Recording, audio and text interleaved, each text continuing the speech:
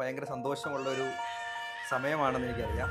ഒരു അതിഥി കൂടി വീട്ടിലേക്ക് എത്തിയിരിക്കുകയാണ്. നമുക്ക് ആ അതിഥിയെ ഒന്ന് ക്ഷണിച്ചുകൊണ്ട് തന്നെ നമുക്ക് തുടങ്ങിയാലോ? ഒരു അമ്മയാകുക അയ്യോ, എന്ന് പറയുന്നത് അത് പറഞ്ഞറിയിക്കാൻ പറ്റില്ല. കാരണം ഇപ്പൊ നമ്മൾ ചില സമയത്തൊക്കെ നമ്മൾ ടയേർഡ് ആവും, കാര്യങ്ങളാവും. പക്ഷെ ഒരു മിനിറ്റ് ഇവളെ കാണാണ്ടിരിക്കാൻ പറ്റില്ല, അല്ലെങ്കിൽ മാറി എന്തായിരിക്കും ഇതായിരിക്കും എന്നുള്ളൊരു സംഭവം.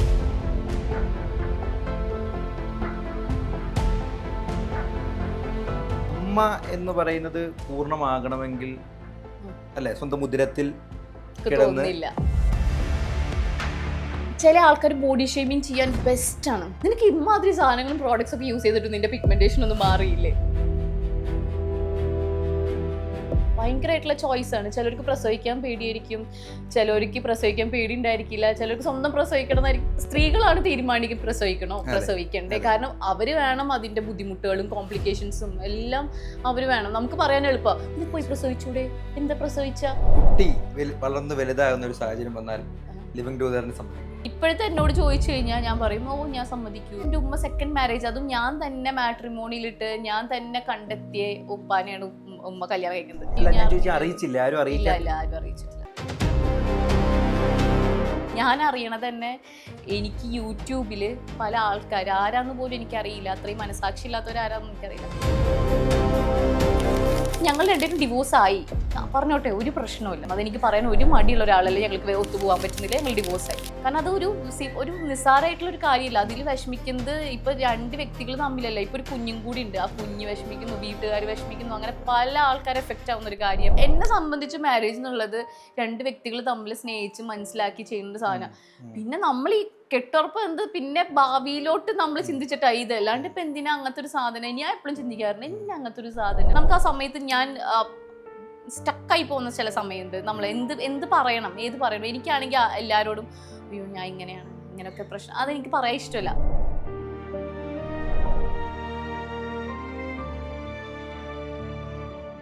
ഹലോ ഹായ് നമസ്കാരം, it's me Shibin Ganson Barua. Welcome back to another episode of ice break entertainments. പ്രമുഖ സോഷ്യൽ മീഡിയ ഇൻഫ്ലുവൻസർ അസ്ലാം ആലയുടെ വീട്ടിലാണ് ഞങ്ങളുള്ളത്. സ്വാഗതം. എങ്ങനെ പോകുന്നു കാര്യങ്ങളൊക്കെ? അടിപൊളിയായിട്ട് പോകുന്നു. കുറെ വിവാദങ്ങൾ ഉണ്ടാവുന്നു, അതിനൊക്കെ കൃത്യമായി മറുപടി കൊടുക്കുന്നു. ഇതൊക്കെയാണ് ഞാൻ ഈ അടുത്ത് കണ്ട കുറെ കാര്യങ്ങൾ. പക്ഷെ ആ വിവാദങ്ങളിലേക്ക് കടക്കുന്നതിന് മുമ്പ് ഒരു ഭയങ്കര സന്തോഷമുള്ള ഒരു സമയമാണെന്ന് എനിക്കറിയാം. ഒരു അതിഥി കൂടി വീട്ടിലേക്ക് എത്തിയിരിക്കുകയാണ്. നമുക്ക് ആ അതിഥിയെ ഒന്ന് ക്ഷണിച്ചുകൊണ്ട് തന്നെ നമുക്ക് തുടങ്ങിയാലോ? പേരെന്താ? സമ്രത്ത് ജഹാന. വലിയ പേരാണ്. ജഹാന എന്ന് പറയുന്നതായിരിക്കും എളുപ്പം. സമ്രത്ത് ജഹാനെ നമുക്കിപ്പം നമ്മുടെ ഫ്ലോറിലേക്ക് ഒന്ന് ക്ഷണിക്കാം.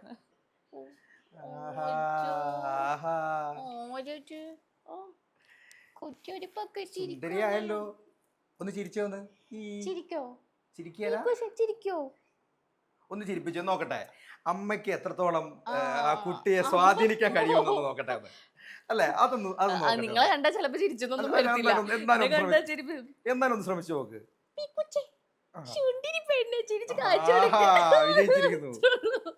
നമ്മൾ പറഞ്ഞ ചിരിക്കും നോക്കട്ടെ, ഒന്ന് ചിരിച്ചോന്ന്. എവിടെ എന്നെ കണ്ടിട്ട് പേടിയാന്ന് വെച്ച് ചിരിക്കാന്ന് മാത്രല്ല പേടിയും അല്ല, അമ്മ എന്ന രീതിയിൽ വിജയിച്ചു. ആ എടുത്ത് നേരെ തിരിച്ച് ആ സെക്കൻഡിൽ തന്നെ ചിരിച്ചു വെച്ചു, അത്രേ ഉള്ളൂ.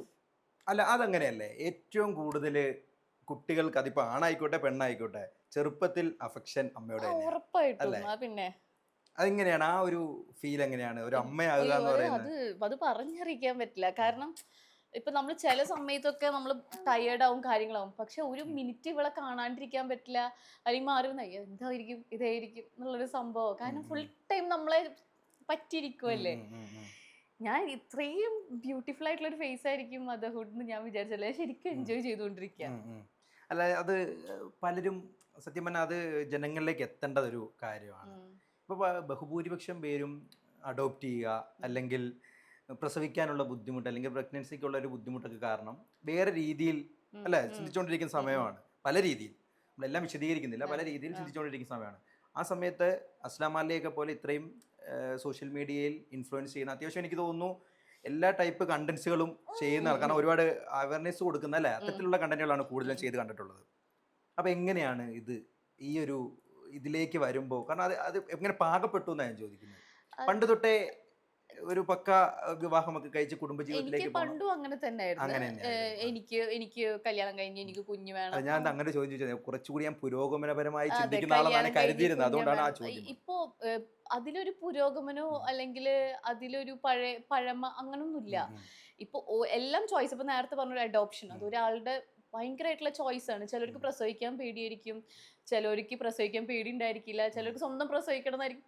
അതൊക്കെ എന്ന് പറയുന്നത് സ്ത്രീകളാണ് തീരുമാനിക്കും പ്രസവിക്കണോ പ്രസവിക്കണ്ടേ. കാരണം അവര് വേണം അതിന്റെ ബുദ്ധിമുട്ടുകളും കോംപ്ലിക്കേഷൻസും എല്ലാം അവര് വേണം. നമുക്ക് പറയാൻ എളുപ്പം, നിനക്ക് പോയി പ്രസവിച്ചൂടെ, എന്താ പ്രസവിച്ച പോയി ആരും അവർക്ക് വേണ്ടി പ്രസവിച്ചു കൊടുക്കൊന്നുമില്ലല്ലോ. അപ്പൊ അതൊക്കെ എന്ന് പറയുന്നത് കംപ്ലീറ്റ്ലി ചോയ്സ് ആണ്. എനിക്ക് പ്രസവിക്കണമായിരുന്നു, എനിക്കൊരു കുഞ്ഞ് വേണമായിരുന്നു, ഞാൻ അതിലായിരുന്നു ഹാപ്പി, അതുകൊണ്ട് ഞാൻ പ്രസവിച്ചു, അത്രേ ഉള്ളൂ.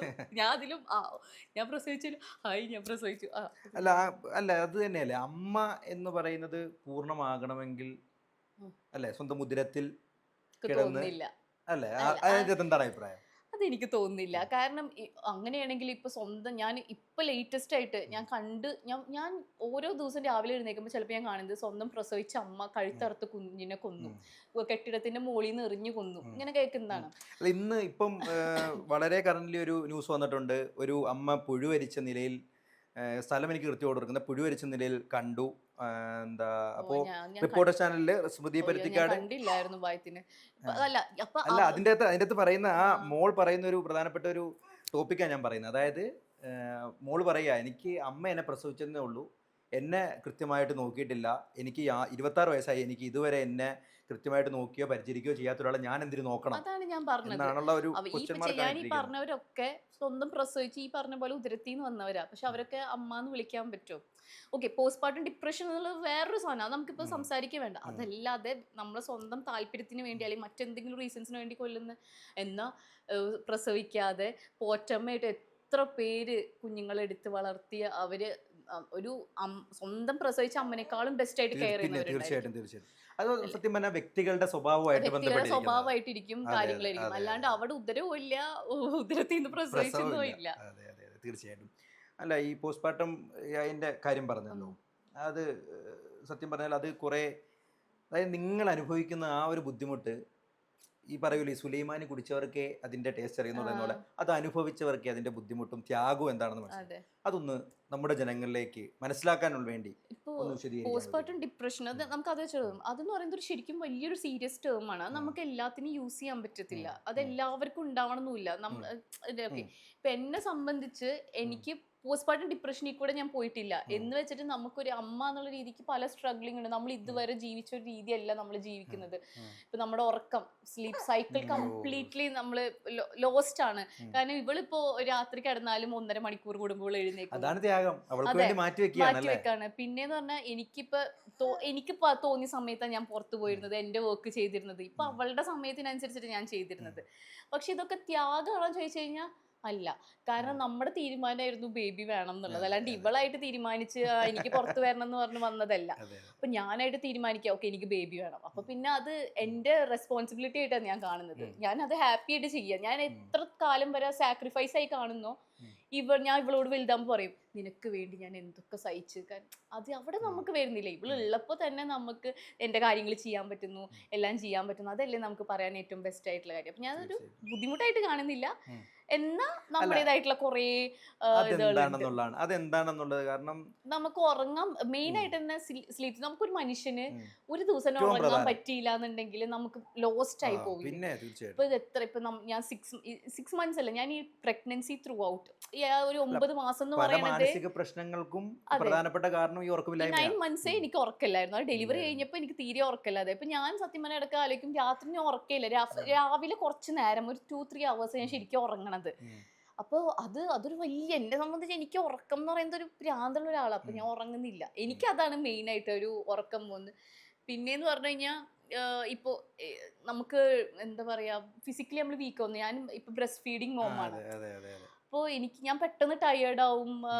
നമുക്ക് അതൊക്കെ ഓരോരുത്തരും. പിന്നെ മൂഡ് സ്വിങ്സ് അത് എക്സ്ട്രീമാണ്. ചില സമയത്തൊക്കെ നമുക്ക് ഞാൻ വെറുതെ കരയും. എനിക്ക് വെറുതെ ചിലപ്പോൾ ഭയങ്കര ഹാപ്പി ആയിരിക്കും, ആ സെക്കൻഡിൽ ഞാൻ ചിലപ്പോൾ വിഷമിച്ചിട്ടായിരിക്കും ഇരിക്കുന്നുണ്ടായിരിക്കുക. അതൊക്കെ ആ ഒരു ഫേസിൽ കൂടെ കടന്നു പോയവരായിരിക്കും അറിയുള്ളൂ. ഞാനിപ്പോൾ വേറൊരാളോട് പറയണം എനിക്ക് ഇങ്ങനെയൊക്കെ ഉണ്ടെന്ന് പറഞ്ഞാൽ അവർ എന്താ നിനക്ക് വല്ല പ്രശ്നമുണ്ടോ, നിനക്ക് വയ്യേ എന്ന് ചോദിക്കും. അത് വയ്യായ കാര്യങ്ങളൊന്നല്ല. അത് നമുക്കും ഉണ്ടാവില്ല ചില സമയത്ത് നമ്മൾ തന്നെ മിസ് ചെയ്യണ ഒരു ഫേസ് വരും കംപ്ലീറ്റ്ലി. ഇപ്പൊ ഞാൻ പണ്ടത്തെ എന്റെ ഫോട്ടോസ് നോക്കുമ്പോൾ ഇപ്പോഴത്തെ ഞാൻ നോക്കുമ്പോൾ ഒരുപാട് ചേഞ്ചസ് ഉണ്ട്. അതൊക്കെ നമുക്ക് വിഷമം കമന്റ്സിൽ കൂടെ തന്നെ വരും. ഓ നീ ആകെ മാറിയല്ലോ. ചില ആൾക്കാർ ബോഡി ഷേമിങ് ചെയ്യാൻ ബെസ്റ്റ് ആണ്. ബോഡി ഷേമിങ് എനിക്കൊക്കെ ഭയങ്കര പിഗ്മെന്റേഷനും കാര്യങ്ങളൊക്കെ എനിക്ക് ഡെലിവറി സമയത്ത് എനിക്ക് വന്നിട്ടുണ്ടായിരുന്നു. എനിക്ക് ഇപ്പോഴും മാറിയിട്ടൊന്നുമില്ല. ആ പറയും നിനക്ക് ഇമാതിരി സാധനങ്ങളും പ്രോഡക്ട്സ് ഒക്കെ യൂസ് ചെയ്തിട്ട് നിന്റെ പിഗ്മെന്റേഷൻ ഒന്നും മാറിയില്ലേ. അതൊക്കെ നമ്മള് ഭയങ്കര ഇൻസെക്യൂർ ആവുമല്ലോ. പിന്നെ കുറെ കാര്യങ്ങൾ ആദ്യം നമ്മൾ പറഞ്ഞൊരു പ്രധാനപ്പെട്ട ഒരു കാര്യമുണ്ട്. ഈ വിവാഹം, പ്രണയം അല്ലെങ്കിൽ ദാമ്പത്യം, ലിവിങ് ടുഗദർ, ഇങ്ങനെയൊക്കെ പറഞ്ഞ കുറെ ടേംസ് ഉണ്ടല്ലോ. ഈ പ്രസവം എന്ന് പറയുന്നത് അല്ലെങ്കിൽ പ്രഗ്നൻസി എന്ന് പറയുന്നത് വിവാഹത്തിലൂടെ അല്ലെങ്കിൽ വേറൊരു രീതിയിൽ കാണുന്ന ഒരു സമൂഹത്തിലാണ് നമ്മൾ ഇന്ന് ജീവിക്കുന്നത്. ആ ഒരു രീതി അല്ലെങ്കിൽ ആ ഒരു കാഴ്ചപ്പാടിനൊക്കെ എങ്ങനെയാണ് അസ്ലാം അലിയുടെ ഒരു പുരോഗമന ചിന്താഗതി കൊണ്ട് നോക്കി കാണുന്നത്? എനിക്ക് ഇപ്പൊ തോന്നുവാണ് ഇപ്പൊ പലർക്കും വിവാഹം എന്നുള്ള ഭയങ്കര പേടിയുള്ള കാര്യം. ഈ വിവാഹം പേടിക്കാനും ഒരുപാട് കാര്യങ്ങളുണ്ട്. അത് പുരുഷന്മാരും പേടിക്കുന്നുണ്ട്, സെയിം ടൈം സ്ത്രീകളും പേടിക്കുന്നുണ്ട്. കാരണം രണ്ടുപേർക്കും മെയിൻ റീസൺ എന്താ, അവരെ ഫ്രീഡം നഷ്ടപ്പെടും. പിന്നെ ഫിസിക്കൽ അസോൾട്ട്, ഇത് ഭയങ്കര ഡൊമസ്റ്റിക് വയലൻസ് എന്ന് പറയുന്ന ഒരു സാധനം ഇപ്പൊ ഭയങ്കരമായിട്ട് പേടിക്കുന്നുണ്ട്.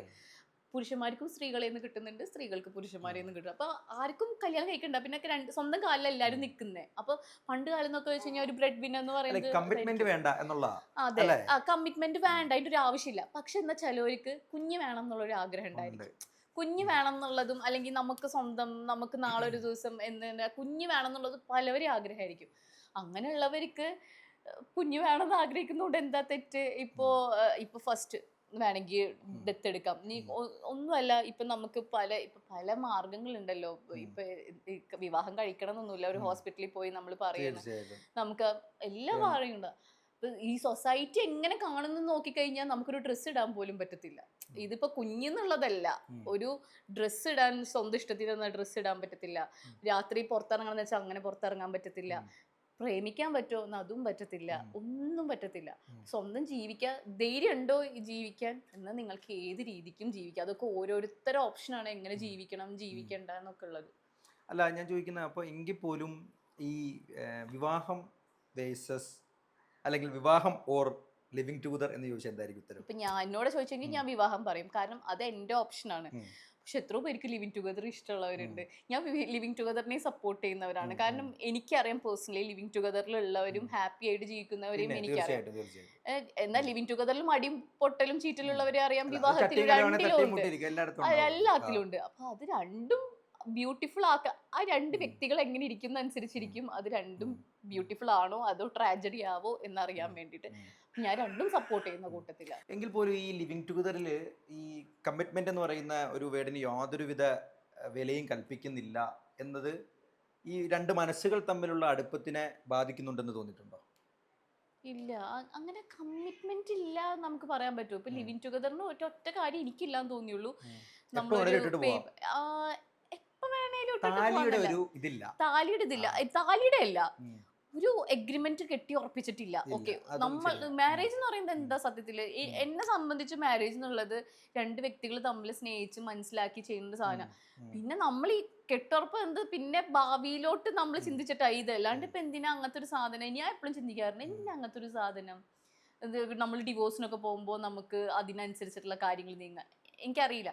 ലിവിങ് ടുഗദർ എന്ന് പറയുമ്പോൾ അവര് പരസ്പരം അങ്ങോട്ടും ഇങ്ങോട്ടും വിശ്വസിച്ച് മനസ്സിലാക്കി ജീവിക്കുന്നു. അല്ലാണ്ട് ഇതിന്റെ ഒന്നും ആവശ്യമില്ല. അതാണ് ഞാൻ ലിവിങ് ടുഗദറിൽ. അല്ലാണ്ട് എപ്പോ വേണമെങ്കിലും ഓക്കെ ടാറ്റ ബൈ ബൈ, അത് അതിന്റെ സിറ്റുവേഷൻഷിപ്പ് എന്ന് പറയാം. നമുക്ക് ലിവിങ് ടുഗദറും അതും തമ്മിൽ ഒരുപാട് വ്യത്യാസമുണ്ട്.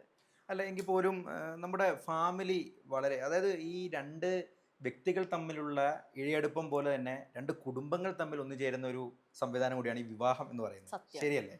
രണ്ട് കുടുംബങ്ങളും രണ്ട് വ്യക്തികളും തമ്മിലുള്ള ആത്മബന്ധവും അതുപോലെ തന്നെ എന്താ പറയുക പരസ്പരം അങ്ങോട്ടും ഇങ്ങോട്ടുള്ള ഒരു സഹകരണമൊക്കെയാണ് വിവാഹത്തിന്റെ ആത്യന്തിക സാധനം എന്നാണ് എനിക്ക് മനസ്സിലാക്കാൻ സാധിച്ചിട്ടുള്ളത്. അപ്പോൾ ഇതിൻ്റെ അകത്ത് അതില്ല. ലിവിങ് ടുഗദറിൽ ആ ഒരു സാധനം ഇല്ല. കുടുംബത്തിൽ നിന്ന് ഒളിച്ചാന്ന് എനിക്ക് തോന്നുന്നത് അല്ലെ? ബഹുഭൂരിപക്ഷം പേരും ലിവിങ് ടുഗദർ ഒരു കോൺസെപ്റ്റിലേക്ക് പോകുന്നത് കുടുംബത്തിൽ നിന്ന് ഒളിച്ചാണ്. കാരണം വെളിയിൽ പറയാൻ താല്പര്യമില്ല. ആ ഒരു മറവിന്റെ ആവശ്യമുണ്ടോ? അങ്ങനെ വെച്ച് കഴിഞ്ഞാൽ ഇപ്പൊ പലവരും ചിലപ്പോൾ ഫാമിലീസ് നമ്മൾ വിചാരിക്കുന്ന പോലെയല്ല, ടോക്സിക് ഫാമിലീസ് ഉണ്ടായിരിക്കും. ഇപ്പൊ നേരത്തെ പറഞ്ഞ പോലെ എല്ലാ പാരന്റ്സും ഭയങ്കര എന്താ പറയാ ലിബറലായി ചിന്തിച്ച് മക്കളെ ഇഷ്ടത്തിന് കൂടെ നിന്ന് അതൊക്കെ മനസ്സിലാക്കിയുള്ളതല്ല. ഇപ്പോഴും പല ഫാമിലീസ് ഉണ്ട് ഭയങ്കരമായിട്ട് ഓക്കെ മക്കൾ എന്ന് പറഞ്ഞു കഴിഞ്ഞ് കഴിഞ്ഞാൽ എന്താ പറയാ അവർ പറയുന്നത് മാത്രമേ കേൾക്കാൻ പാടുള്ളൂ, അവർ പറയുന്നത് മാത്രമേ ചെയ്യാൻ പാടുള്ളൂ, അവർ പറയുന്നത് മാത്രമാണ് ശരി എന്ന് വിശ്വസിക്കുന്ന കുറെ പാരന്റ്സ് ഉണ്ടാവും. എന്നാൽ എന്താ സംഭവിക്കുക വെച്ച് കഴിഞ്ഞാൽ ഒരു പ്രായത്തിൽ തോന്നും ഓക്കെ ഞങ്ങൾക്ക് മാറി ജീവിക്കണം, ഞങ്ങൾക്ക് മാറിയാക്കണം. ഇപ്പൊ എൻ്റെ മോളുണ്ട്, ഞാൻ പറയണം നീ ഞാൻ പറഞ്ഞ പോലെ ഇങ്ങനെ ജീവിക്കണം എന്നൊക്കെ പറഞ്ഞ് അവൾ എന്നോട് ചിലപ്പോൾ കുറച്ച് കഴിഞ്ഞാൽ അവളുടെ ജനറേഷൻ കൂടെ ഓക്കെ ടാറ്റ ബൈ ബൈ എന്ന് പറഞ്ഞു പോകും. അപ്പൊ അങ്ങനെയുള്ളവരുണ്ട്. എന്നാൽ ചില ആൾക്കാർ ഭയങ്കര നല്ല പാരന്റ്സ് ആയിരിക്കും, അവരുടെ ചിലപ്പോ ഇതേപോലെ ആയിരിക്കും. അല്ല അസ്ല എങ്ങനെയാണ് ഈ പേരന്റിങ് എന്ന് പറയുന്ന ഒരു കാര്യം പറഞ്ഞതുകൊണ്ടാണ് ചോദിക്കുന്നത്. ഈ ലിവിങ് ടുഗദർ വളരെ സ്ട്രൈറ്റ് ആയിട്ട് തന്നെ ചോദിക്കാം, അസ്ലയുടെ ഫാമിലി ലിവിങ് ടുഗദർ കോൺസെപ്റ്റിനെ അംഗീകരിക്കുമോ തോന്നുന്നുണ്ടോ? ഇല്ല, എന്റെ ഫാമിലി സമ്മതിക്കില്ല. എന്റെ ഫാമിലി അല്ല, എന്റെ മുസ്ലിം ഓർത്തഡോക്സ് ഫാമിലി അല്ല എന്റെ ഫാമിലി എന്ന് പറയുന്നത്. പക്ഷെ എന്റെ ഫാമിലി സത്യസന്ധമായിട്ട് പറയുകയാണെങ്കിൽ ചില കാര്യത്തിൽ വളരെ ലിബറലായി ചിന്തിക്കുന്നവരും ചില കാര്യത്തിൽ ഏത് കാര്യത്തിലാണ് ലിബറലായിട്ട് ചിന്തിക്കുന്നത്? ലിബറലായി ചിന്തിക്കുന്നത് ഇപ്പൊ ഞാൻ എനിക്ക് ഇഷ്ടമുള്ള ഡ്രസ്സ് ഇടണം എന്ന് പറഞ്ഞാൽ ഓക്കെ, എനിക്ക് ഇന്ന ആളെ കല്യാണം കഴിക്കണം, ഓക്കെ നല്ലതാണോ, ഓക്കെ അന്വേഷിച്ചു, ഓക്കെ നല്ലതാണോ, ഓക്കെ അങ്ങനെ കുറെ കാര്യങ്ങൾക്ക് ലിബറലാണ്. പക്ഷെ ലിവിങ് ടുഗദർ എന്ന് പറയുമ്പോൾ എനിക്ക് തോന്നുന്നില്ല എൻ്റെ ഉമ്മ തീരെ സമ്മതിക്കുന്ന എനിക്ക് തോന്നുന്നില്ല. കാരണം ഉമ്മാക്ക് എന്ന് പറഞ്ഞു കഴിഞ്ഞാൽ ഞാൻ കല്യാണമൊക്കെ കഴിച്ച് അങ്ങനെയൊക്കെ ഒരുപാട് ആഗ്രഹം വന്ന് ജീവിക്കുന്നത് കാണുന്നതാണ് എൻ്റെ ഉമ്മാക്ക് ഇഷ്ടം. ഉപ്പ ചിലപ്പോൾ ഞാൻ പറഞ്ഞു കഴിഞ്ഞു കഴിഞ്ഞാൽ ഉപ്പ വളരെ ലിബറലായി ചിന്തിച്ചാൽ മോള് പറയുന്നത് ഇങ്ങനല്ലേ കാര്യം. ഉമ്മാനെ ചിലപ്പോൾ പറഞ്ഞു മനസ്സിലാക്കാൻ പറ്റും, പക്ഷെ എൻ്റെ ഉമ്മാനെ ആ കാര്യത്തിലൊന്നും പറഞ്ഞു മനസ്സിലാക്കാൻ പറ്റില്ല എന്ന് എനിക്ക് 101% ഉറപ്പാണ്. സ്നേഹം കൂടുതലുണ്ടാവാം അല്ലേ? അത് എന്നോടുള്ള കെയർ കൊണ്ടായിരിക്കും. ഇപ്പൊ നേരത്തെ പറഞ്ഞ പോലെ എപ്പോ വേണമെങ്കിലും വിട്ടേച്ച് പോവില്ലേ അങ്ങനത്തെ ഒക്കെ ഒരു ചിന്തിക്കുന്നത്. കാരണം എൻ്റെ ഉമ്മ എന്നൊക്കെ പറയുന്നത് എന്നെക്കാളും പിന്നിലത്തെ ജനറേഷനിലുള്ളവരാണ് അല്ലെ. ഇപ്പൊ ഞാൻ ചിന്തിക്കുന്ന പോലെ ആയിരിക്കില്ല എൻ്റെ ഉമ്മ ചിന്തിക്കുന്നത്. ഉമ്മ ഒന്നും സമ്മതിക്കില്ല. സ്ട്രൈറ്റ് ആയിട്ട് ഒരു ക്വസ്റ്റ്യനും കൂടി ചോദിക്കാം. നമ്മുടെ കുട്ടി വളർന്ന് വലുതാകുന്ന ഒരു സാഹചര്യം വന്നാൽ ലിവിങ് ടുഗദറിന് സമ്മതിക്കും? ഇപ്പോഴത്തെ എന്നോട് ചോദിച്ചു കഴിഞ്ഞാൽ ഞാൻ പറയും ഓ ഞാൻ സമ്മതിക്കൂലോ, ഞാൻ സമ്മതിക്കും, അതിനെന്താ, അത് അവളുടെ ഇഷ്ടമല്ലേ, അവളുടെ ഇഷ്ടമല്ലേ എന്ന് പറയും. പക്ഷെ ഞാൻ അവളൊരു മുതിർന്ന് ഒരു 18 വയസ്സ് 20 വയസ്സാകുമ്പോ ഞാനാണോ ആ സമയത്ത് ചിന്തിക്കുക എന്നുള്ളത് എനിക്കറിയില്ല. അപ്പൊ അമ്മ എന്ന് പറയുന്നതും അതുപോലെ തന്നെ എന്താ പറയാ കുറച്ചും കൂടി ഇവൾ കുറച്ചും കൂടി ഇതായി ഞാൻ വേറെ രീതിക്കൊക്കെ ആയിരിക്കും ചിന്തിക്കുന്നുണ്ടായിരിക്കുക. അല്ലെങ്കിൽ ഇവളോട് ഞാൻ കുറച്ചും കൂടി ഓവർ പ്രൊട്ടക്റ്റീവ് ആവാനും ചാൻസ് ഉണ്ട്. അപ്പൊ ആ സമയത്തൊക്കെ വരുമ്പോ ഈ ഹിലയായിരിക്കില്ല ആ സമയത്ത് സംസാരിക്കുന്നുണ്ടായിരിക്കുക. ഇപ്പൊ ഞാൻ പറയും അതിനെന്താ എന്റെ മോളല്ലേ, എനിക്ക് അവള് പോട്ടെ. പിന്നെ വേറൊരു കാര്യമുണ്ട്, അവൾ ഇതേ പറ്റുള്ളൂ, ഇതേ ഇതാവുള്ളൂ എന്ന് പറഞ്ഞാൽ ഞാൻ ഒരിക്കലും നോ പറയില്ല. അതെനിക്ക് ഉറപ്പാണ്. കാരണം അത് സത്യം പറഞ്ഞാൽ നമ്മുടെ എല്ലാ പേരൻസും മനസ്സിലാക്കുന്ന ഒരു കാര്യമല്ലേ. ഒരു സ്ട്രിക്റ്റ് നോ പറയുമ്പോഴാണ് എടുത്തു ചാടാനുള്ള ടെൻഡൻസി കൂടുന്നത്. ഞാൻ അവളെ പറഞ്ഞ് മനസ്സിലാക്കാൻ കൊടുക്കുന്നത് എന്തൊരു ആവശ്യത്തിനും എന്തൊരു കാര്യത്തിനും ഞാൻ ഒപ്പം ഉണ്ടായിരിക്കും. ഇതായിരിക്കും ഞാൻ അവളെ ചെറുപ്പം തൊട്ട്. കാരണം അവൾ എന്ത് ആപത്തിൽ പെട്ട് കഴിഞ്ഞാലും എന്ത് പ്രശ്നത്തിൽ എത്തിയാലും അവൾ ആദ്യം ഓർക്കേണ്ടത് എൻ്റെ മുഖമായിരിക്കണം. അല്ലെങ്കിൽ അവൾ ചിലപ്പോൾ വേറെ ആളെ തേടിപ്പോവും. അതിനെ ഒരു അവസരം ഞാൻ വരുത്തില്ല. അപ്പോൾ അതിനുള്ള ഞാൻ എന്തായാലും അവൾ ഓർപ്പിച്ചു പറഞ്ഞാൽ ശരിയും തെറ്റും പറഞ്ഞു കൊടുക്കും. പിന്നെ അവളുടെ ഇഷ്ടം. യൗവന കാലഘട്ടം അല്ലെങ്കിൽ എന്താ പറയുക ഒരു മധ്യവയസ്കനാകുന്നതിന് തൊട്ട് മുമ്പുള്ള കാലഘട്ടം 30-15 ഇടയിൽ, അതാണ് ഞാൻ പ്രധാനമായിട്ടും ഉദ്ദേശിക്കുന്ന ഒരു ടൈം എന്ന് പറയുന്നത്. എത്രത്തോളം മാതാപിതാക്കളുടെ സ്വാധീനം നമ്മുടെ സ്വഭാവത്തിലും അതുപോലെ നമ്മുടെ നയരൂപീകരണത്തിലൊക്കെ എത്രത്തോളം ഉണ്ടാവും എന്ന് തോന്നിയിട്ടുണ്ടോ? ഒരുപാടുണ്ടായിരിക്കും. ഇപ്പോ എങ്ങനെയായിരുന്നു അല്ലെ, നമുക്ക് അസ്ലയുടെ ഇതിൽ തന്നെ സംസാരിക്കാം. എങ്ങനെയായിരുന്നു ചെറുപ്പകാലഘട്ടം? എന്റെ ചെറുപ്പകാലഘട്ടം എന്ന് പറയുന്നത് ഇപ്പൊ എന്റെ നല്ല ഓർമ്മകൾ നമുക്ക് പങ്കുവെക്കാം. ഇപ്പോ 15-30 ഇപ്പൊ ഞാൻ പറഞ്ഞ 15-30 പോട്ടെ, നമുക്ക് ചെറുപ്പത്തിൽ നിന്ന് തന്നെ തുടങ്ങാം. ജനിച്ചു വളർന്നുകൊണ്ടിരിക്കുന്നു, നമുക്കൊരു ബോധോദയം വന്ന കാലഘട്ടം. എന്റെ ബയോളജിക്കൽ എന്റെ ഉപ്പയും ഉമ്മയും ശരിക്കും ഡിവോഴ്സ്ഡ് ആണ്. ഓക്കെ, ശരിക്കും ഡിവോഴ്സ്ഡ് ആണ് എന്റെ ഉപ്പ. അപ്പോ എന്റെ ചൈൽഡ്ഹുഡ് നോക്കുമ്പോ എൻ്റെ പാരൻസിനെ കണ്ട് അത്ര നല്ല ഇതിലൊന്നുമല്ല ഞാൻ കണ്ടു വളർന്നത്. അത് കഴിഞ്ഞിട്ട് എൻ്റെ ഉമ്മ സെക്കൻഡ് മാരേജ്, അതും ഞാൻ തന്നെ മാട്രിമോണിയിലിട്ട് ഞാൻ തന്നെ കണ്ടെത്തിയ ഉപ്പാനെയാണ് ഉമ്മ കല്യാണം കഴിക്കുന്നത്. അപ്പോൾ ഞാൻ പറഞ്ഞിട്ടുണ്ട്, ഞാൻ ഇഷ്ടംപോലെ. അപ്പോ ഇപ്പത്തെ എൻ്റെ ഉപ്പ എന്ന് പറയണത് എനിക്ക് ആരും സെക്കൻഡ് ഫാദർ എന്ന് പറയുന്നത് ഇഷ്ടമല്ല. എൻ്റെ സ്വന്തം ഉപ്പാണ്. കാരണം എന്നെ അങ്ങനെയാണ് ഉപ്പ ട്രീറ്റ് ചെയ്തേക്കുന്നത്. അപ്പൊ എനിക്ക് ഞാൻ കാണുമ്പോൾ എൻ്റെ ഉപ്പയും ഉമ്മയും ശരിക്കും ഇണക്കുരുവികളെ പോലെയാണ് അവര് എപ്പോഴും. ഞാൻ അവര് തല്ലൂടി കണ്ടിട്ടില്ല, വഴക്കിട്ട് കണ്ടിട്ടില്ല. അപ്പൊ ഞാൻ 2 സ്റ്റേജസ് ഞാൻ കണ്ടിട്ടുണ്ട്, ഒന്ന് അതും ഇതും. പറയുന്നത്. അപ്പൊ എനിക്ക് രണ്ടും ഡിഫറൻഷിയേറ്റ് ചെയ്യാം. ഓക്കെ, എങ്ങനെ വേണം ഒരു ഹസ്ബൻഡ് വൈഫ്, അല്ലെങ്കിൽ എങ്ങനെ വേണം വേണ്ട ഒരു ഹസ്ബൻഡ് വൈഫ് എന്നൊക്കെ കണ്ട് ഞാൻ വളർന്നു. ഇതിൽ നിന്ന് എനിക്ക് ചൂസ് ചെയ്യാം ഏതാണ് നല്ലത്, ഏതാണ് നല്ലതല്ല എന്നൊക്കെ ഉള്ളതും കാര്യങ്ങളൊക്കെ. അപ്പോൾ എൻ്റെ ചൈൽഡ്ഹുഡ് എനിക്ക് മോശമുണ്ട്, നല്ല അനുഭവങ്ങളും ഉണ്ട്. അല്ല, ഞാൻ ചോദിക്കുന്നത് ചൈൽഡ്ഹുഡിൽ മറക്കാൻ കഴിയാത്ത അങ്ങനത്തെ എന്തെങ്കിലും ഓർമ്മകളുണ്ടോ? പിതാവിന്റെ സ്നേഹം യഥാർത്ഥത്തിൽ കിട്ടിയിട്ടില്ല അല്ലേ? അയ്യോ, അങ്ങനൊന്നുമില്ല. ഇപ്പൊ എന്റെ ശരിക്കുള്ള ബയോളജിക്കൽ ഫാദർ എന്നെ ഒരുപാട് സ്നേഹിച്ചിട്ടുണ്ട്. എന്നെ സ്നേഹിച്ചിട്ടുണ്ട്. അദ്ദേഹം ഇപ്പോ എവിടെയാ ഉള്ളത്? മരിച്ചു. മരിച്ചു. അപ്പോൾ അത് എന്നെ നല്ലപോലെ സ്നേഹിച്ചിട്ടുണ്ട്. എന്നെ സ്നേഹിച്ചിട്ടില്ല എന്ന് ഞാൻ ഒരിക്കലും ഞാൻ പറയത്തില്ല. എൻ്റെ ഉപ്പാക്കും ഉമ്മാക്കും ചേർന്ന് പോകാൻ പറ്റിയിരുന്നില്ല. അവരുടേതായിട്ടുള്ള പല ഇഷ്യൂസും കാര്യങ്ങളും. പക്ഷെ ഒരു ഡിവോഴ്സ് ആയി കഴിഞ്ഞാൽ തന്നെ നമ്മൾ ഉമ്മാടെ കൂടെ ആയിരിക്കും. പിന്നെ ഉപ്പാടെ ഫാമിലി ഉണ്ടായിരുന്നു, ഉപ്പാക്ക് വേറെ വൈഫ് ഉണ്ടായിരുന്നു, കുട്ടികളുണ്ടായിരുന്നു. അപ്പൊ ഉപ്പാടെ ലോകത്ത് ഞാൻ ഇവിടെയും. അതുകൊണ്ട് എനിക്ക് അത് ആരെയും ബ്ലെയിം ചെയ്യാനോ ഒന്നും എനിക്ക് താല്പര്യമൊന്നുമില്ല. പിന്നെ ഞങ്ങൾ കോണ്ടാക്റ്റും ഉണ്ടായിരുന്നില്ല ഒരു ഇതിലും. അപ്പൊ എൻ്റെ ഉപ്പ എന്ന് പറയുമ്പോൾ ഞാൻ ശരിക്കും കൂടെ നിന്നും അറിഞ്ഞിരിക്കുന്നത് എൻ്റെ ഉപ്പ. എത്ര വയസ്സിന് ശേഷമാണ്? ഡിഗ്രി. അതാ ഞാൻ പറഞ്ഞത്, ഞാൻ തന്നെ മാട്രിമോണിയിലിട്ട് ഞാൻ തന്നെ കണ്ടെത്തി. എൻ്റെ ഉമ്മാക്ക് അങ്ങനെ കല്യാണം കഴിക്കണമെന്നും താല്പര്യമൊന്നും ഉണ്ടായിരുന്നില്ല. പിന്നെ ഞാൻ നാളെ ജോലിക്ക് വേറെ എവിടെയെങ്കിലും പോയി കല്യാണം കഴിഞ്ഞ് ഉമ്മ ഒറ്റക്കാവില്ലേ, കാരണം ഒറ്റ മോള ഞാൻ. അപ്പൊ വേറെ ഉമ്മാക്ക് ആരും ഉണ്ടായിരിക്കും, ഞാൻ ഉണ്ടായിരിക്കും ഓഫ് കോഴ്സ്. പക്ഷെ എന്നാലും ഞാൻ എവിടെയെങ്കിലും ഒക്കെ പോകുമ്പോൾ ഒറ്റക്കാവില്ല, ഉമ്മാക്കും സന്തോഷിക്കണ്ടേ കാലം. അപ്പൊ സത്യം പറഞ്ഞാൽ ഉമ്മ വളർത്തിയ കുട്ടിയാണ്. അതെ, ഉമ്മ വളർത്തിയ കുട്ടിയാണ്. അപ്പൊ ഞാൻ ഇപ്പൊ നേരത്തെ ചോദിച്ചെങ്കിൽ ഞാൻ ഉമ്മയുടെ ഒരുപാട് സ്ട്രഗിൾസ് കണ്ടിട്ടുണ്ട്. ഉമ്മ എന്താണ് അതെന്താണെന്നറിയോ? അത് പ്രധാനമായിട്ടും ഈ ഡിവോഴ്സ്ഡ് ആയ അത് വളരെ ശരിയാണ്. അവസ്ഥ ഭയങ്കര ബുദ്ധിമുട്ടാണ്. എന്റെ ഉമ്മ ഒറ്റക്ക് വളർത്തിയേക്കുന്നത്. അപ്പൊ ഉമ്മ ട്യൂഷൻ ഉമ്മക്ക് പകലിന്നില്ലാണ്ട് സാമ്പത്തികമായിട്ട് അത്യാവശ്യം അഭിവൃദ്ധി ഉള്ളൊരു ഫാമിലി. അതെ, എന്റെ ഉമ്മ ശരിക്കും നല്ലൊരു വെൽ സെറ്റിൽഡ് ഫാമിലി തന്നെയാണ് നമ്മളുള്ളത്. പക്ഷെ എന്താ പറയാ, എന്നാലും ഉമ്മാക്കൊരു ഇതുണ്ടായിരുന്നു, എന്റെ മോളെ വേറെ ആരെയും ഡിപ്പെൻഡ് ചെയ്തില്ല, ഞാൻ തന്നെ നോക്കും. നാളെ ഒരു ദിവസം ഒരാള് പറയരുത് ഞങ്ങളെ ചെലവിലല്ലേ ഞാൻ ജീവിച്ചത്. അതെ, ഒറ്റ മോള. അപ്പൊ ഉമ്മാക്ക് ഇതായിരുന്നു, എപ്പോഴും ടോപ്പിൽ ഞാൻ നിൽക്കണം, ടോപ്പിൽ നിൽക്കണം. അതുകൊണ്ട് ഉമ്മ കഷ്ടപ്പെട്ട് പണിയെടുക്കുന്നത് ഞാൻ കണ്ടേക്കുന്നത്. ഉമ്മ ട്യൂഷനാണ് ഉമ്മയുടെ മെയിൻ ഉണ്ടായിരുന്നത്. ഒരു 10-40 പിള്ളേരും ഒക്കെ ഓരോരോ ബാച്ച് വീട്ടിലുണ്ടായിരിക്കും. ട്യൂഷൻ കഴിഞ്ഞ് പോവും. അത് കഴിഞ്ഞ് ഉമ്മ ബ്യൂട്ടീഷ്യനായിട്ട് വർക്ക് ചെയ്യുന്നുണ്ടായിരുന്നു. അപ്പോൾ ഉമ്മാക്ക് എങ്ങനെയൊക്കെ എന്നെ നോക്കാൻ പറ്റും അതൊക്കെ ഉമ്മ നോക്കിയിട്ടുണ്ട്.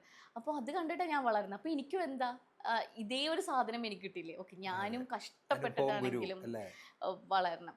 എന്നാൽ ഞാൻ ഒരു ഉമ്മയുടെ അടുത്ത സ്റ്റേജ് കണ്ടിട്ടുണ്ട്, വളരെ റിലാക്സ്ഡ് ആയി അടിച്ച് പൊളിച്ച് ജീവിക്കുന്ന ഒരു ഉമ്മാനെ ഞാനിപ്പോൾ കണ്ടുകൊണ്ടിരിക്കുകയാണ്. അപ്പോൾ എനിക്കെല്ലാം ഞാൻ കണ്ടുകൊണ്ടിരിക്കുക. അപ്പോൾ ഒരു പാരൻറ്റിങ് എന്നുള്ളത് നീ ഇങ്ങനെ ചെയ്യണം അങ്ങനെ ചെയ്യണേക്കാളും നല്ലത് നമ്മൾ റോൾ മോഡലായി കഴിഞ്ഞാൽ നമുക്ക് അതായിരിക്കും ഏറ്റവും ഓക്കെ. ഞാൻ ജീവിച്ച് കാണിച്ചു കൊടുത്താൽ അതായിരിക്കും ഏറ്റവും നല്ലൊരു ബെസ്റ്റ് പാരന്റിംഗ് എന്ന് എനിക്ക് തോന്നുന്നു എല്ലാ രീതിക്കും. അല്ല, എങ്കിൽ പോലും ഞാൻ ചോദിക്കുന്ന സ്ട്രൈറ്റ് ആയിട്ട് ഒരു ചോദ്യം, ഈ 5 വയസ്സ് മുതൽ 17 വയസ്സ് വരെ അല്ലേ? 5 വയസ്സിലല്ലേ ഡിവോഴ്സ്ഡ് ആകുന്നത്? അല്ലല്ല, ഞാൻ 10th പഠിക്കുന്ന സമയത്ത്. 10th പഠിക്കുന്ന സമയത്താണ് ഡിവോഴ്സ്ഡ് ആകുന്നത്. അപ്പൊ അതിനുശേഷം ഡിഗ്രി. അപ്പൊ ആ 10th പഠിക്കുന്നത് വരെ 15 വയസ്സ് വരെ ഉപ്പ എല്ലാവിധ ഉപ്പ എന്നുവെച്ചാ പുറത്തായിരുന്നു. അപ്പൊ നമ്മള് 2 years കൂടുമ്പോഴൊക്കെ നാട്ടിൽ വരുന്നത്, അതും കുറച്ച് ദിവസത്തേക്ക് അങ്ങനെയൊക്കെയാണ്. അപ്പൊ എനിക്ക് ഒരുപാട് നമ്മൾ ഒരുമിച്ച് അങ്ങനെ കുറെ കാലം നിന്നിട്ടില്ല ഉപ്പ. അല്ല, ഞാൻ ചോദിക്കുന്നത് എപ്പോഴെങ്കിലും മിസ് ചെയ്തിട്ടുണ്ടോ? ഉറപ്പായിട്ടും. അത് നമുക്കറിയാലോ എന്താണെങ്കിലും ഉപ്പയുടെ, അതായത് ഉമ്മ തരുന്ന സ്നേഹവും ഉമ്മ തരുന്ന കരുതലും അത് ഉമ്മയുടേതാ. ഉപ്പ തരുന്നത് അത് വ്യത്യസ്തമായിരിക്കും. ഉപ്പയുടെയും ഉമ്മയുടെയും എന്താ പറയാ, അത് എങ്ങനെയൊക്കെയാണെന്ന് പറഞ്ഞാലും രണ്ട് തരവാ. സ്നേഹമാണെങ്കിലും അവര് ചോദിക്കാനില്ലാത്തൊരു കാര്യമാണ്.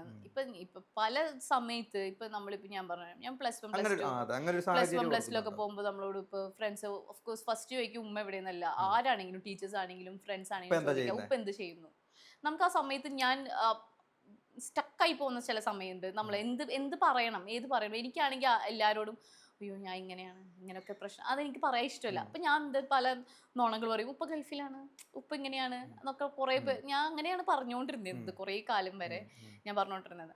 അപ്പോൾ ആ സമയത്തൊക്കെ എനിക്ക് ഭയങ്കര സങ്കടമാണ്. ആ സമയത്ത് അയ്യോ എന്തായില്ല. പിന്നെ ഞാൻ കാണുമ്പോൾ എൻ്റെ എൻ്റെ ഫ്രണ്ട്സിനൊക്കെ അവരെ ഇത് വരുമ്പോൾ അയ്യോ എനിക്കില്ലല്ലോ, എനിക്ക് ഭയങ്കര സങ്കടമായിരുന്നു ചില കാര്യങ്ങളൊക്കെ. പിന്നെ നമ്മൾ കുറച്ചും കൂടി പക്വത വരും, കുറച്ചും കൂടി ഇത് വരും. അപ്പം നമ്മൾ റിയാലിറ്റി ആയിട്ട് ആക്സെപ്റ്റ് ചെയ്യും, പല കാര്യങ്ങൾ ആക്സെപ്റ്റ് ചെയ്യും. കാര്യങ്ങൾ മിസ് ചെയ്യണമെന്ന് വെച്ചാൽ ഞാൻ ഇപ്പോഴും മിസ് ചെയ്യുന്നുണ്ട് കുറേ കാര്യങ്ങൾ. ഇപ്പം ഞാൻ പറഞ്ഞല്ലോ, എനിക്കൊരു പൊന്നു പോലത്തെ ഉപ്പ ഉണ്ട്. പക്ഷെ എൻ്റെ ഉപ്പ എന്ന് പറയുന്നത് അത് ഉപ്പനെയാണ്. ഇപ്പം ഞാൻ ആര് വന്നു കഴിഞ്ഞാലും ഉപ്പന്നെയാണ്.